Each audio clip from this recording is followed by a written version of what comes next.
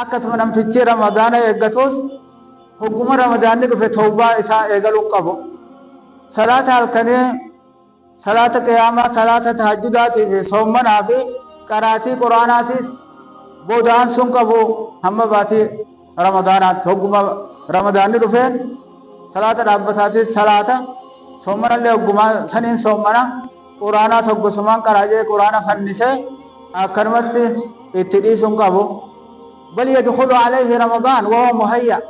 وقت رمضان إسرت سينو رقبة إسا قبّاوي جر إسا شعبان خيسا قبّاوي صومنا رتيس إسا لبوسا ذكري رتي لنجسه إسا لبوسا نابتا الكنيتي في قرآن رتي لنجسه رمضان رتي سينو رقبة نمتيجي يرو هنداو عبادة خيست جبا أكان تهو نمني برباد تاسا خيست سرقو سبتو نمتيجي برباد صلاة سا رمضان خيست خشوع قباتو نمتيجي برباده فليبدأ من الآن أمو مرة هاي قالوا أمو مرة خيست جدو تنرى هاي قالوا